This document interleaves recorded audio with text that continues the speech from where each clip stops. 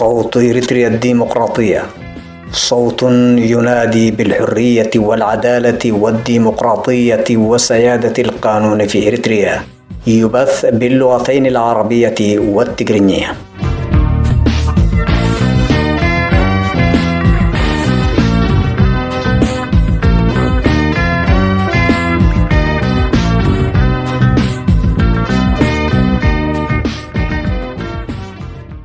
متابعينا الأفاضل، أسعد الله أوقاتكم بكل خير. نحييكم من صوت إريتريا الديمقراطية، ونقدم لحضراتكم فقرات برنامج اليوم التي تتضمن مساحة حرة وفقرات منوعات. وقتا طيبا نتمناه لكم.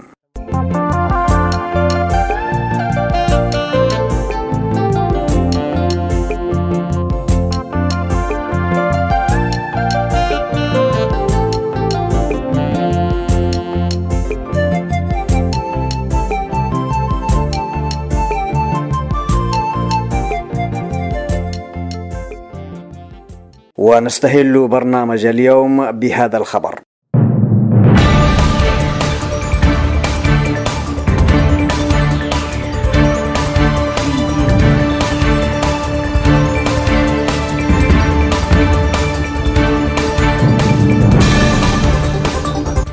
الإمارات العربية المتحدة تفكك قاعدتها العسكرية في عصب.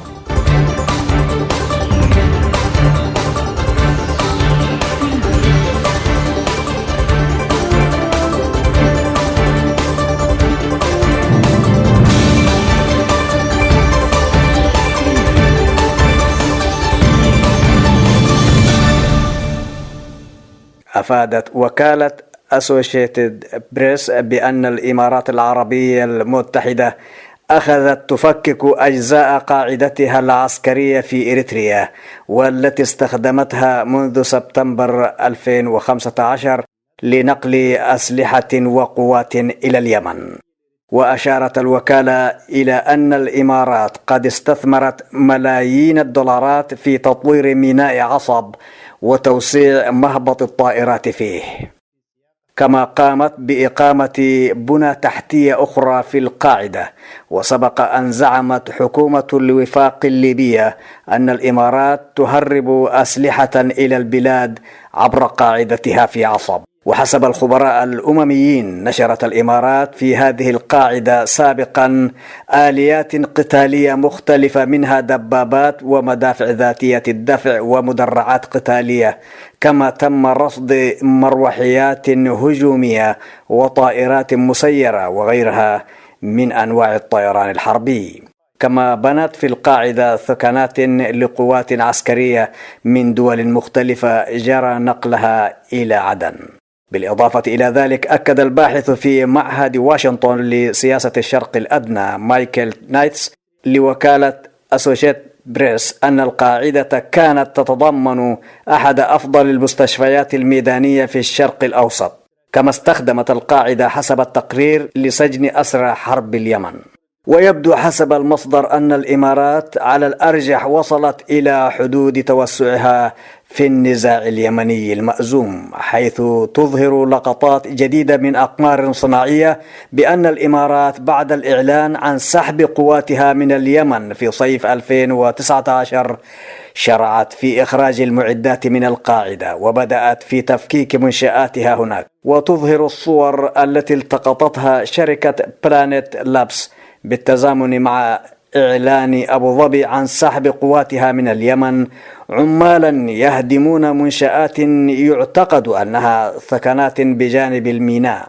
وتم جمع المعدات في شمال الميناء في انتظار شحنها على الأرجح. كما شملت أعمال التفكيك أسقف جديدة تم إنشاؤها على طول المدرج، لا سيما تلك التي كان المحللون يعتبرونها مرتبطة بطائرات مسيرة. وأشارت الوكالة إلى أن إزالة هذه الأسقف جاء بعد اتهام المتمردين في إقليم تيغراي الإثيوبي في نوفمبر الماضي الإمارات بقصف مواقعهم بطائرات مسيرة من هذه القاعدة.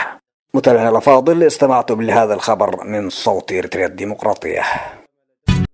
لما راه عرفي الله آمين دلايك عرص بتهيي آمين هيا مايكي هويو هيا ماي هيا مايكي هويو هيا ماي هيا مايكي هويو دقيبتين دي كيباكتين تمامي هنا هيا ماي هيا مايكي هويو هيا ماي هيا مايكي هويو عروس نكسا على عندك معادا هيا ماي هيا مايكي هويو هيا ماي هيا مايكي هويو هيا ماي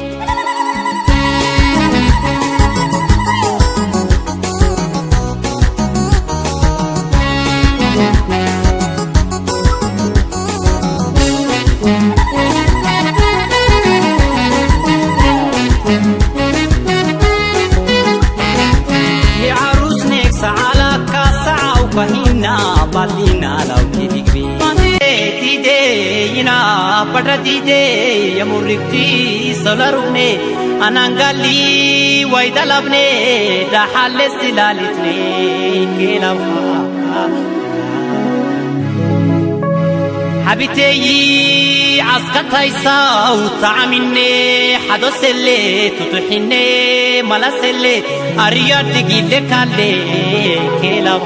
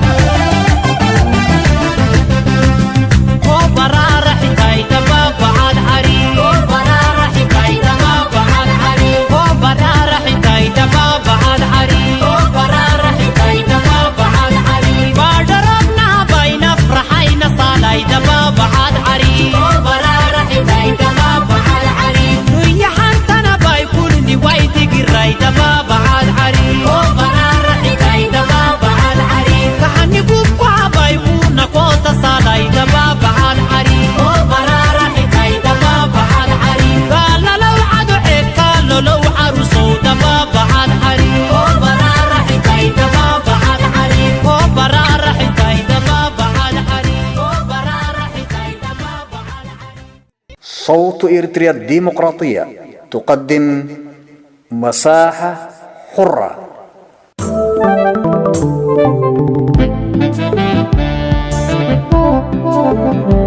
مساحة حرة فقرة تقدم من خلالها صوت إريتريا الديمقراطية آراء متابعيها على أن ما يرد فيها لا يعبر بالضرورة عن وجهة نظر صوت إريتريا الديمقراطية، إنما عن وجهة نظر كاتبها.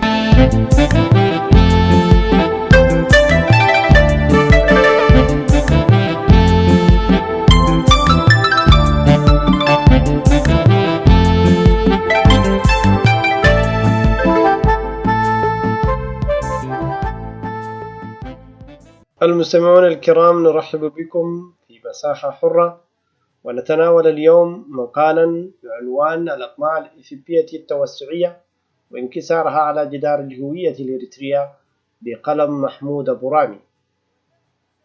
إن الصراع الدموي الذي تفجر في دولة إثيوبيا مؤخرا في نوفمبر عام 2020، والذي كان طرفه الحكومة الفيدرالية وإقليم تيغراي، والذي سبقه احتقان شديد وتكتل عنيد، تقع على الالتزام والحرص على وحدة التراب والإنسان الإثيوبي. ويمكننا القول إن الصراع بين مكونات الشعوب الإثيوبية أمر منذ أمد بعيد، هو نتاج التكالب الاستعماري على القرن الإفريقي الذي لم يدع أي اعتبار لمبدأ حق تغيير المسير للقوميات لإبراز مقوماتها أو رسم حدودها، وظل هذا يفسر أسباب انفجار النزاعات الحدودية الداخلية في إثيوبيا وبينها وبين جوارها من وقت لآخر في تلك الأزمنة القابرة وما تزال. فقد شهدت الفترة ما بين عام 1882 إلى عام 1913 توسع الاستعمار الإيطالي في إريتريا، وبينما كانت إيطاليا تتوسع في إريتريا، واصلت إثيوبيا حملات توسعية شرقا على يد الإمبراطور مينيليك الثاني ملك شوا ضد قبائل الأورومو، كما قام بغزو إمارة هرر والاستيلاء على بلاد العفر ودم الأوغادين. واستنادا على هذا التوسع تم ترسيم الحدود بين إثيوبيا والصومال البريطاني في عام 1888.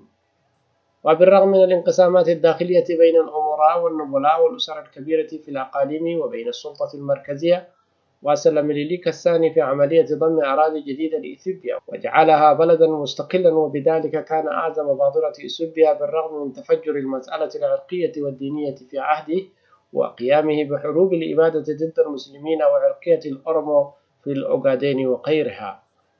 حاولت إيطاليا عقب احتلالها للجزر الصومالية احتلال إثيوبيا، لكنها هزمت من قبل إثيوبيا المدعومة من بريطانيا، ومع صعود نجم إيطاليا الفاشية عاودت المحاولة فاستطاعت احتلال إثيوبيا في عام 1936. وأفر الإمبراطور هايلي سلاسي إلى بريطانيا، لكنه عاد واسترد عرشه بعد هزيمة إيطاليا في الحرب العالمية الثانية في عام 1941. واصل الإمبراطور هايلي سلاسي نهج أسلافه بالتوسع والتمدد خارج حدود بلاده، فعمل شعار إريتريا هي جزء من إثيوبيا، وفي سبيل تحقيق ذلك الادعاء الباطل والظالم عمل جاهدا للاستفادة من أطماع الدول الاستعمارية المنتصرة في الحرب العالمية الثانية الحلفاء، كما عمل على التشكيك في الهوية الوطنية الإريترية من خلال خلق بؤر عميلة في الجسم الوطني من أمثال حزب الأندنت الذي كان ينادي بوحدة إريتريا مع إثيوبيا.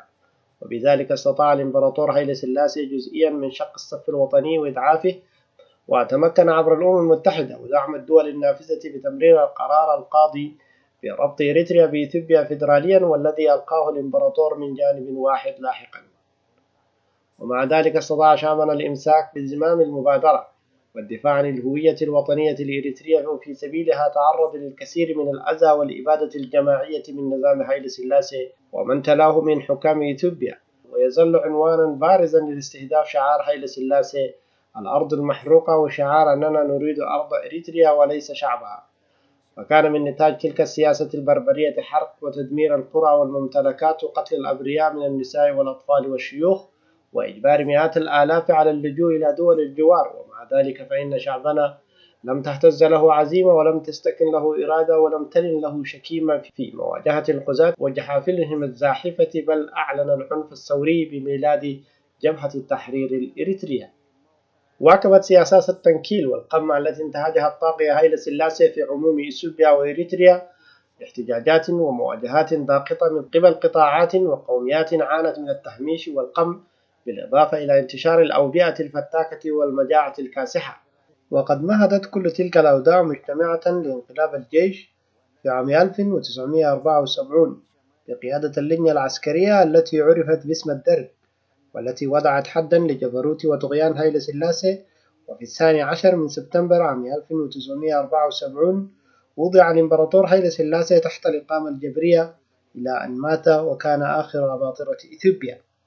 قام المجلس العسكري الدرج بإقصاء كل المنافسين السياسيين كرد فعل على التحريض الذي مورس ضده، وانتهج الدرج ضد مناوئيه أساليب وحشية بما في ذلك الاغتيالات والإعدامات العلنية وسجن عشرات الآلاف بدون محاكمات، وزرع الرعب بإعلان الإرهاب الأحمر، بل تعدى ذلك إلى حالة من الصراع الدموي بين قياداته العسكرية بلغ حد التصفية الجسدية.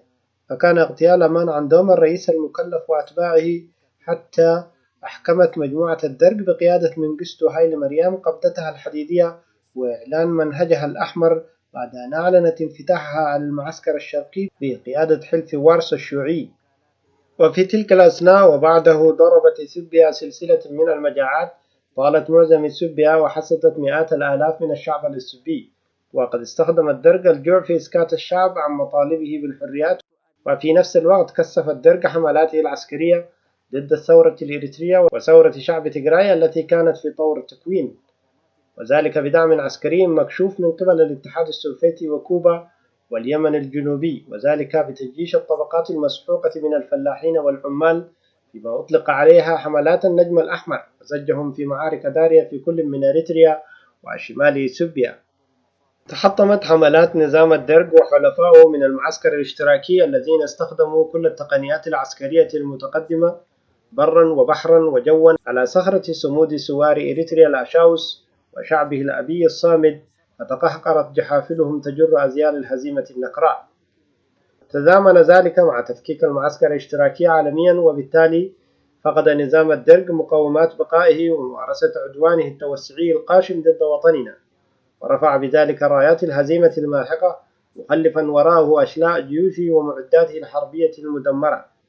واستسلم من بقى على قيد الحياة لسوارنا الأشاوس، وأفسح المجال لجرحاهم ولمن بقى من جيش العدو للعبور إلى بلادهم، وبذلك تم تطهير التراب الوطني الإريتري من دنس المستعمر الإثيوبي بعد نصف قرن من الاحتلال، وإعلان استقلال إريتريا في 24 من مايو عام 1991، والذي تعزز بالاستفتاء الشعبي في داخل وخارج إريتريا في عام 1993 تحت إشراف الأمم المتحدة، والذي كان لصالح الاستقلال بنسبة تفوق 99%، وبذلك تبوأت إريتريا مقعدها في الأمم المتحدة كدولة مستقلة بجدارة بفضل تضحيات أبنائها. كنتم مستمعين الكرام في مساحة حرة، وحتى نلتقيكم مجددا في مساحة أخرى نستودعكم الله، والسلام عليكم ورحمة الله وبركاته.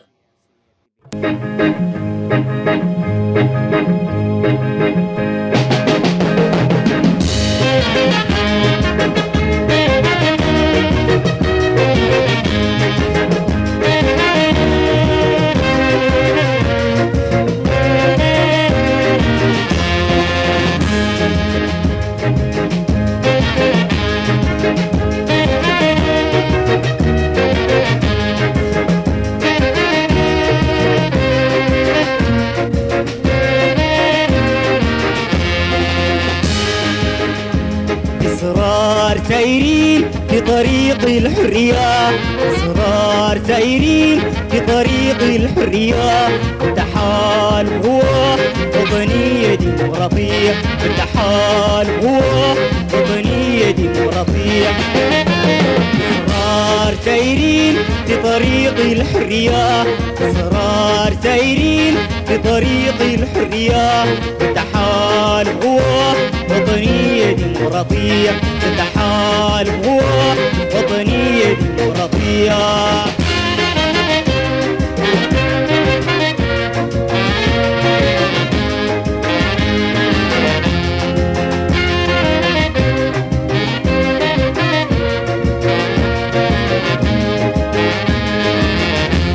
يوما سندكم خلال الرجعية لمصالح نيل الشعب للحرية، تحت وحدات الراية الوطنية، ولا رجعية وانفصالية، هو وطنية ديمقراطية، هو وطنية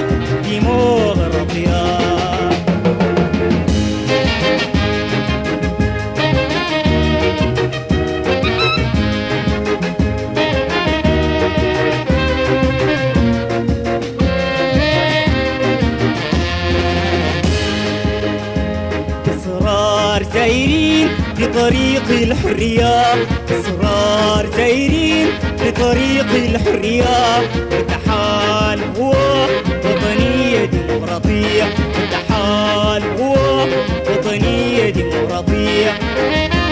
إصرار سايرين في طريق الحرية، إصرار سايرين في طريق الحرية، التحال هو وطنية ديمقراطية، التحال هو وطنية ديمقراطية.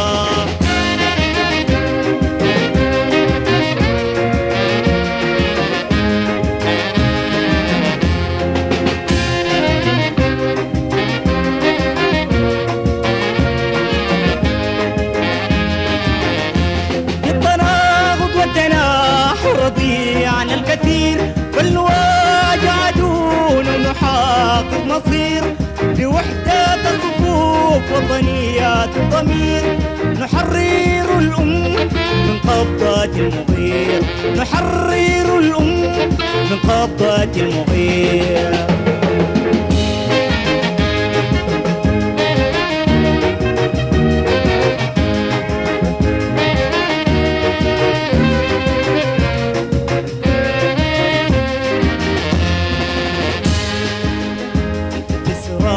سايرين في طريق الحرية، إصرار سايرين في طريق الحرية، التحال هو وطنية ديمقراطية، التحال هو وطنية ديمقراطية.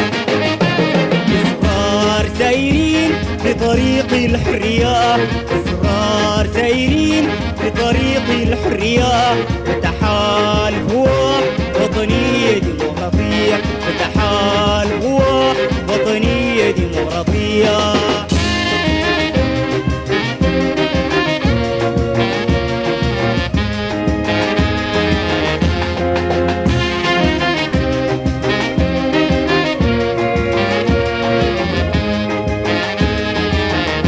لليتيم وشريد الغادر هجر، نشير سلاح نزيح الغدر، نحطم عدونا ونناجي الخطر، نحقق الأماني وينام البشر، نحقق الأماني وينام البشر.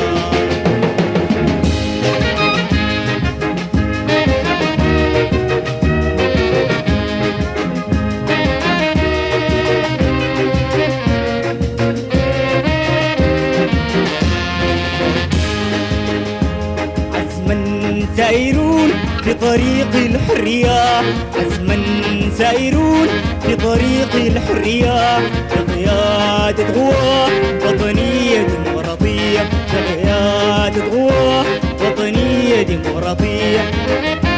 عزما سائرون في طريق الحرية، عزما سائرون في طريق الحرية، بقيادة قوة وطنية ديمقراطية، بقيادة قوة وطنية ديمقراطية. صوت إريتريا الديمقراطية تقدم برنامج منوعات.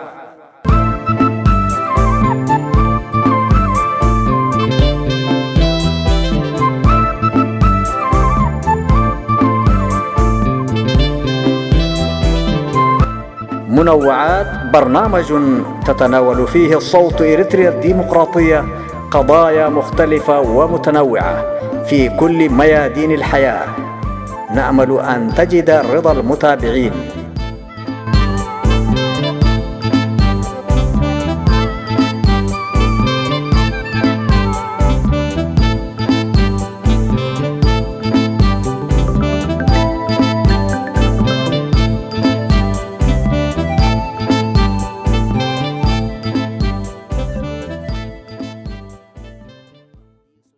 مرحبا بكم مجددا متابعينا الأفاضل في فقرة منوعات.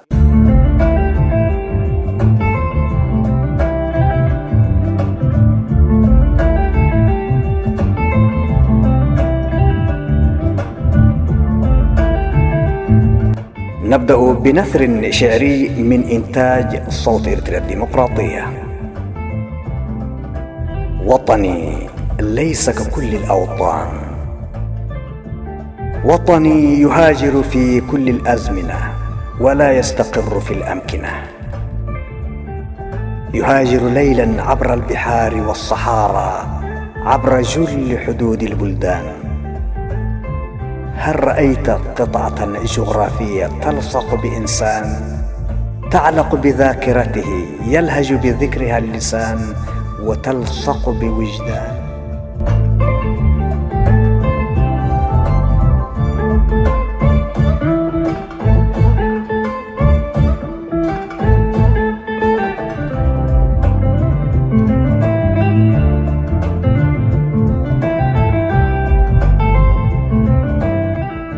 هل رأيت أو سمعت بوطن سجين طليق حر، أسير نصفه بين الجدران، وجزء يهاجر جوا برا بحرا ويسري فجرا؟ هل رأيت وطنا مسروجة عربته عكس اتجاه الحصان، وتتجه عقارب ساعاته عكس اتجاه الزمان، والعقرب اللعين هناك يمارس هوايته ضد كل إنسان، سكان البيت وكذا غربا جنوبا شمالا وبحرا كل الجيران.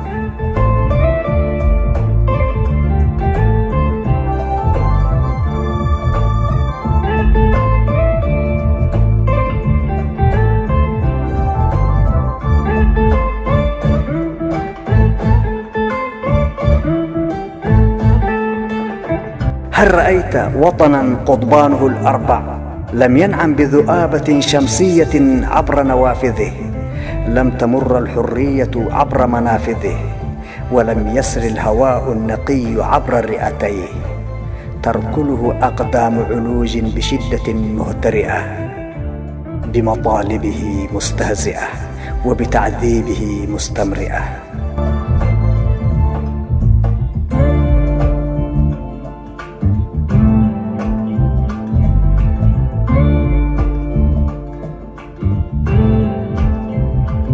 هل سمعت بوطن نصب لص عليه حارسا، وأطلق على نفسه راعيا فارسا، يزعم أنه مختار من الشعب؟ يا للعجب، بئس اللقب، ما هذه المهزلة؟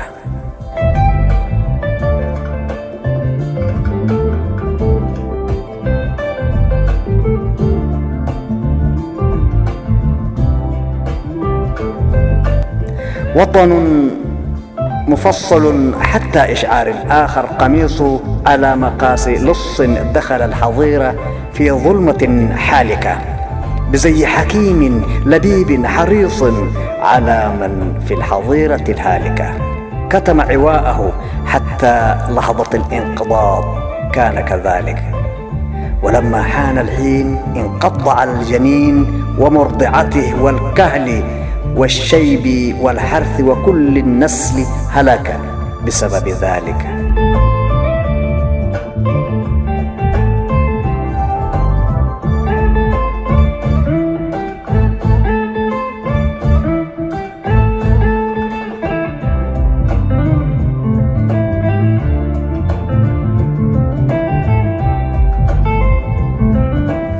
ذلك الذئب الذي يرعانا كأغنام ضلت طريقها، يشعل النيران من حولنا، عاجزون عن إطفاء حريقها، واجمون وأكفنا على خدودنا، لا ننقذ غريقها.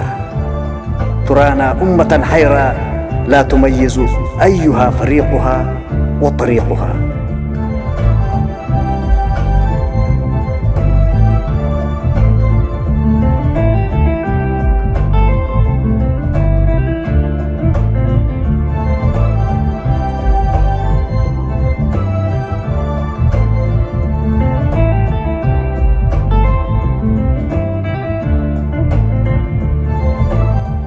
بين سبل تفرعت بنا إلى دروب تفرقت بنا، تمزقت تقطعت وانشطرت وانتثرت، فانفطرت إلى جزيئات تكاد لا ترى بأعين مجردة.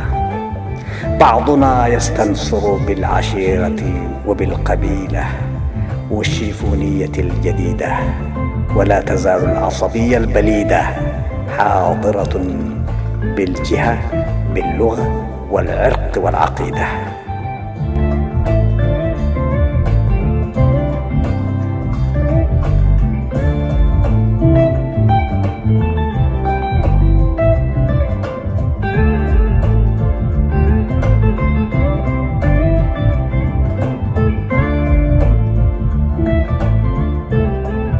نتنقل من مربع ونعود القهقري حيث بدأنا، وذاك الذئب الذي من الحظيرة شردنا يحبك لنا خارج الحظيرة شباكا يصطادنا.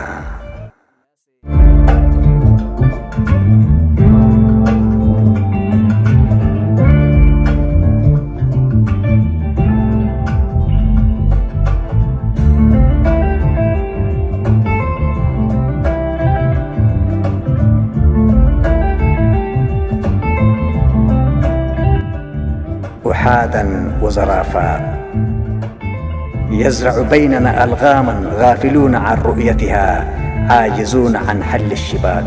نناطح بعضنا، نغتال بعضنا، بسهامنا نهدد، نزمجر، نثرثر، نرعد ولا نمطر، نسقي ولا نثمر. يا أمة رضعت من أثداء ربروبيا، يا أمة هجر وأمجاد قحطو، يا أمة بهت حجوز، أفيقوا أحفاد أريدنقس، عواتي عمر قاضي وكبيري. استنهضوا جوانبكم، شمروا من سواعدكم، اتركوا ما لا يعنيكم، عودوا وحرروا حظيرتكم، عودوا وطهروا سريرتكم، عودوا إلى ضمائركم، تعمروا أنقاض وطن، وحولوا الفعل من كنا إلى سنكون.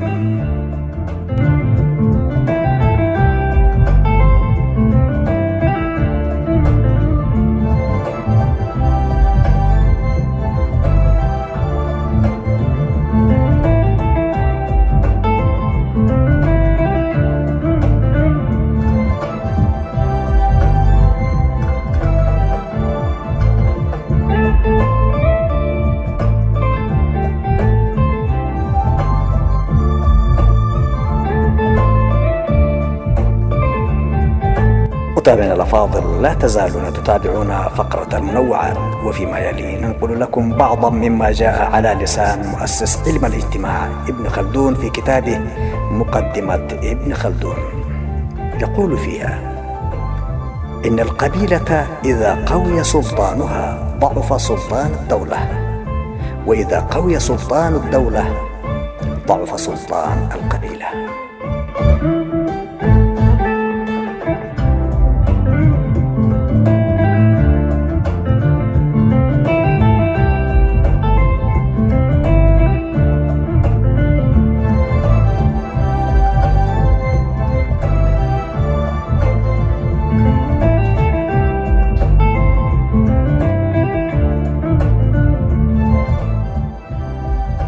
الاستبداد يقلب موازين الأخلاق، فيجعل من الفضائل رذائل، ومن الرذائل فضائل. دخول الحكام والأمراء للسوق والتجارة والفلاحة مضرة عاجلة للرعاية، وفساد للجباية، ونقص للعمارة.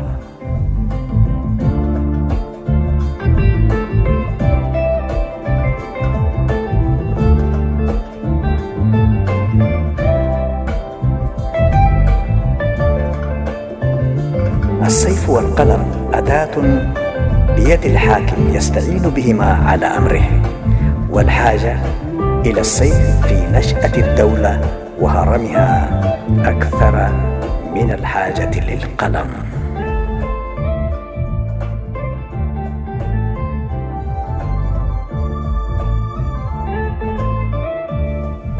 الملك بالجند، والجند بالمال، والمال بالخراج، والخراج بالعمارة، والعمارة بالعدل، والعدل بإصلاح العمال، وإصلاح العمال باستقامة الوزراء.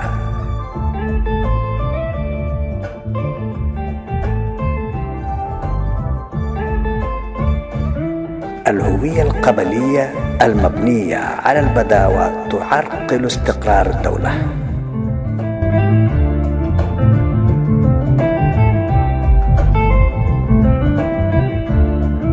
إذا خشي الناس أن يسلب الظلم حقوقهم أحبوا العدل وتغنوا بفضائله، فإذا أمنوا وكانت لهم القوة التي يظلمون بها تركوا العدل.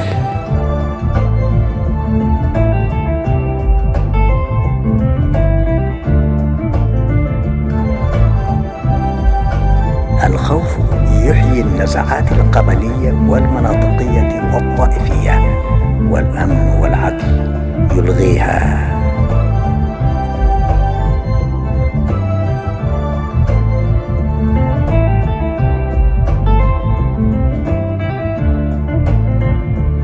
إن الرخاء والازدهار والأمن تساهم في الحد من العصبية، بينما الحروب والخوف والفقر البطالة تعزز من العصبية.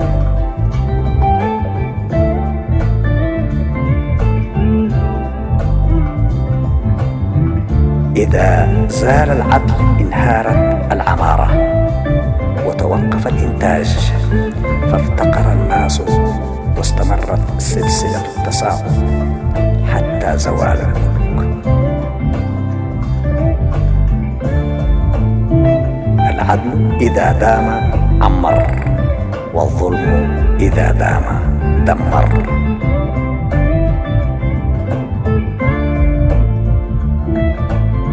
لا تستقيم رعية في حالة كفر أو إيمان بلا عدل قائم أو ترتيب للأمور يشبه العدل.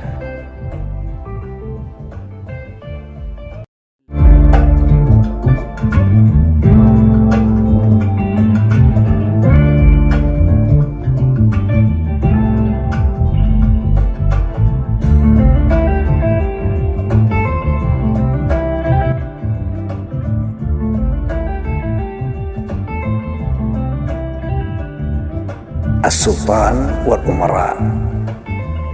السلطان والأمراء لا يتركون غنيا في البلاد إلا وزاحموه في ماله وأملاكه، مستظلين بحكم سلطاني جائر من صنعتهم.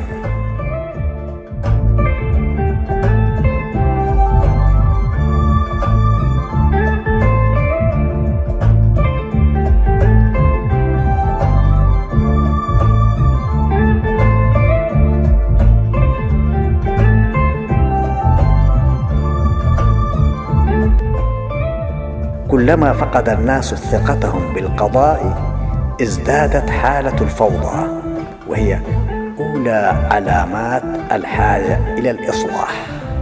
فالقضاء هو عقل الشعب، ومتى فقدوه فقدوا عقولهم.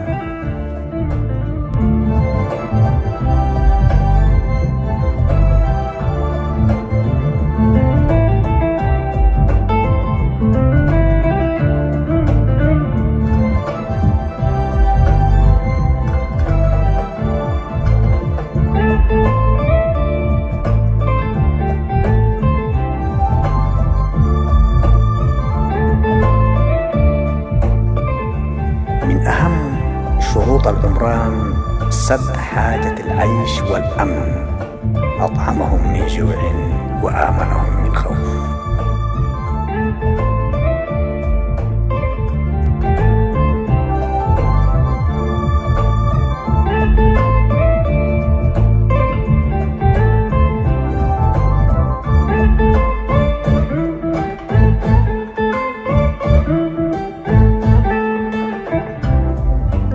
انتشار الفساد يدفع بعامة الشعب إلى مهاوي الفقر والعجز عن تأمين مقتضيات العيش، وبداية لشرخ يؤدي إلى انهيار الدولة.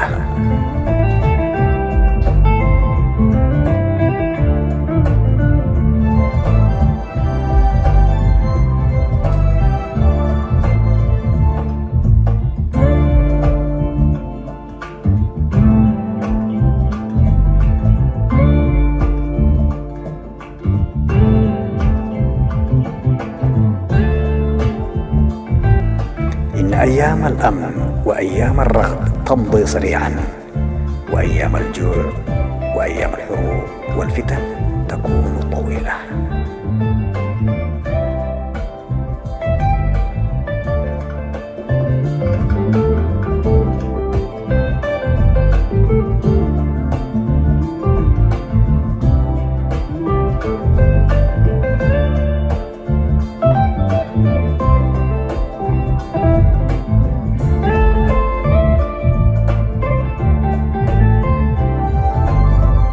إذا رأيت الدول تنقص من أطرافها وحكامها يكنزون الأموال فدق ناقوس الخطر.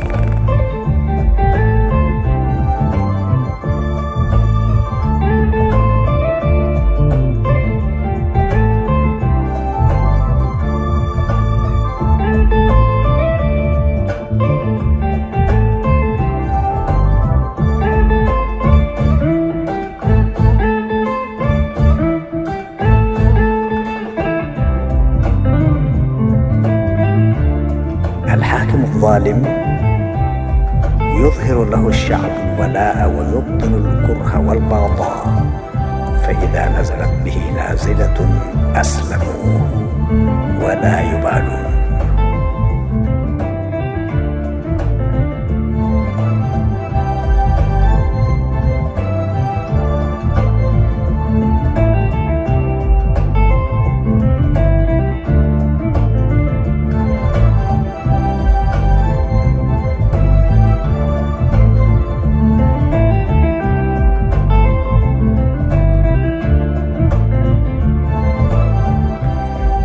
ينعم الحاكم بالترف والنعمة تلك الأمور تستقطب له ثلة من المرتزقين والوصوليين يحجبونه عن الشعب فيوصلون له الأخبار أكذبة.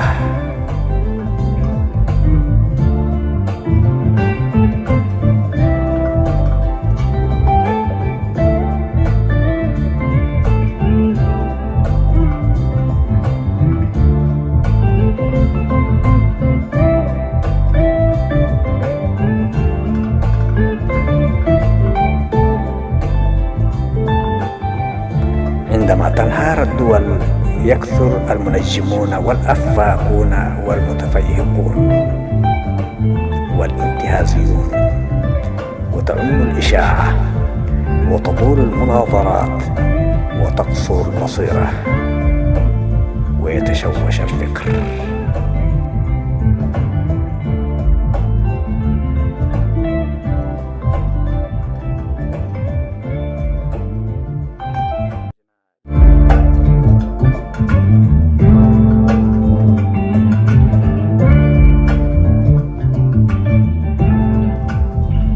الدولة إذا دخلت في سن اليأس لا تعود لشبابها أبدا، ولو حاول حكامها التغيير فلكل زمان دولة.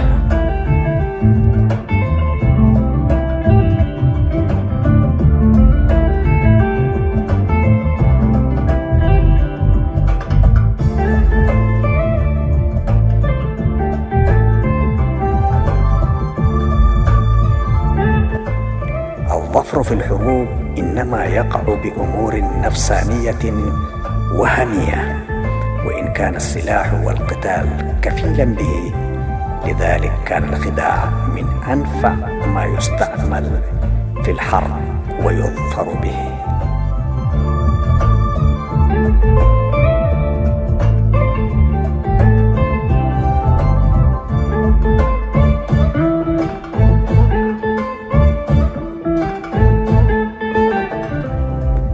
الصراعات السياسية لا بد لها من نزعة قبلية أو دينية لكي يحفز قادتها أتباعهم على القتال والموت، فيتخيلون أنهم يموتون من أجلها.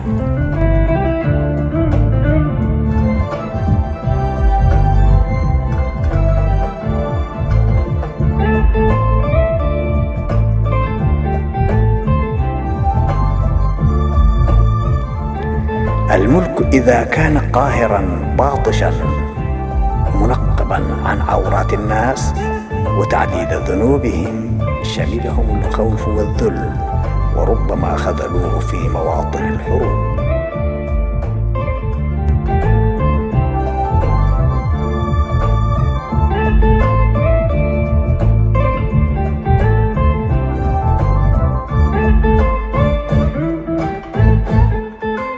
إن تنظيم الحياة الاجتماعية وتصريف أمور الملك يتطلب الرجوع إلى قوانين سياسية مفروضة يسلمها الكافة وينقادون إلى أحكامها.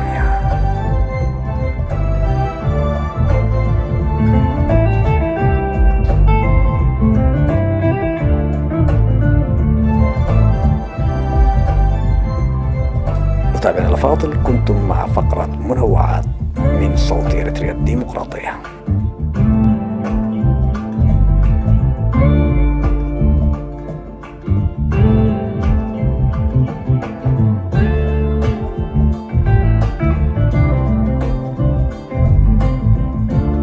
هكذا نصل بكم مستمعينا الأفاضل إلى ختام فقرات برنامجنا لهذا اليوم، صوت إريتريا الديمقراطية.